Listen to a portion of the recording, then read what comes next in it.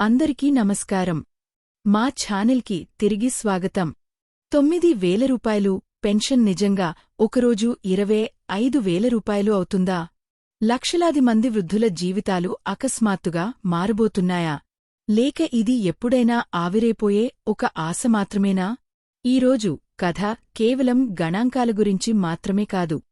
ఇది తమ జీవితాంతం పనిచేసి ఇప్పుడు తమ జీవితమంతా నెలసరి పెన్షన్పై ఆధారపడి ఉన్న పెన్షనర్ కథ.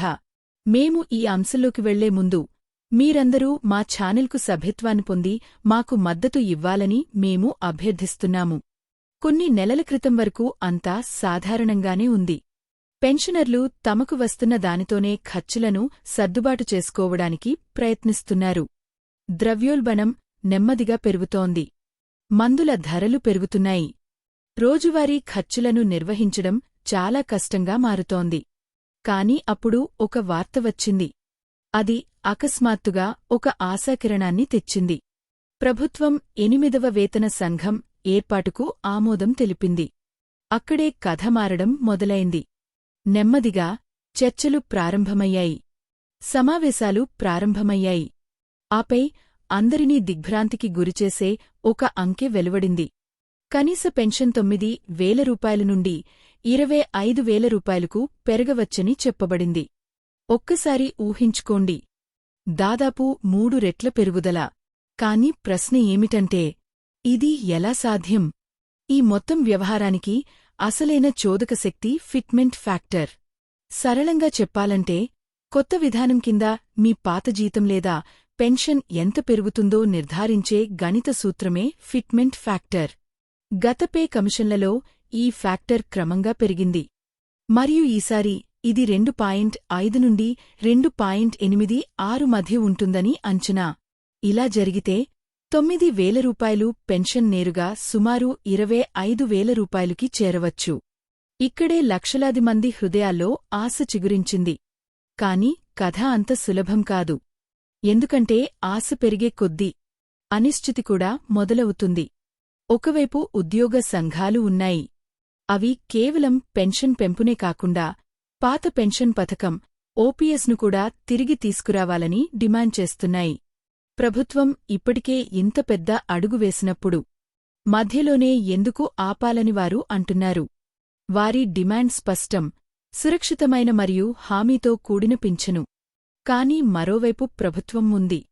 అది కేవలం వాగ్దానాలకే కాక దేశ ఆర్థిక పరిస్థితికి కూడా కట్టుబడి ఉంటుంది. ఇక్కడే కథ కొత్త మలుపు తీసుకుంటుంది. ప్రపంచవ్యాప్తంగా పరిస్థితులు మారుతున్నాయి. భౌగోళిక రాజకీయ ఉద్రిక్తతలు పెరుగుతున్నాయి. సరఫరా గొలుసులు ప్రభావితమవుతున్నాయి. మరియు ఆర్థిక వృద్ధి వేగం కూడా ప్రశ్నార్థకంగా మారింది. దేశ ఆర్థిక వ్యవస్థ మందగిస్తే అది నేరుగా ప్రభుత్వ ఖజానాపై ప్రభావం చూపుతుంది. మరియు ఖజానాపై ఒత్తిడి పెరిగితే అప్పుడు మొట్టమొదటగా ఆగిపోయేది భారీ ఖర్చులే. అంటే ఈరోజు ఆశాజనకంగా కనిపిస్తున్న అదే పెరుగుదల రేపు తగ్గిపోవచ్చు.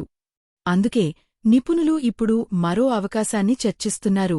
ఒకవేళ ఫిట్మెంట్ ఫ్యాక్టర్ 2.86కు చేరకపోతే, ఒకవేళ అది కేవలం 2.5 వద్దే ఉండిపోతే, అలాంటప్పుడు 25,000 రూపాయలు పింఛను 18,000 రూపాయలు లేదా అంతకంటే కొంచెం ఎక్కువకు పరిమితం కావచ్చు. ఇక్కడే ఆశకు, వాస్తవానికి మధ్య ఘర్షణ జరుగుతుంది. ఒకవైపు మెరుగైన జీవితం కోసం ఆశగా ఎదురుచూస్తున్న లక్షలాది మంది పింఛనుదారులు ఉన్నారు. మరోవైపు ఏ నిర్ణయం తీసుకునే ముందైనా దేశ ఆర్థిక పరిస్థితిని పరిగణనలోకి తీసుకోవాల్సిన ప్రభుత్వం ఉంది. 8వ వేతన సంఘానికి సుమారు 18 నెలల సమయం ఉంది.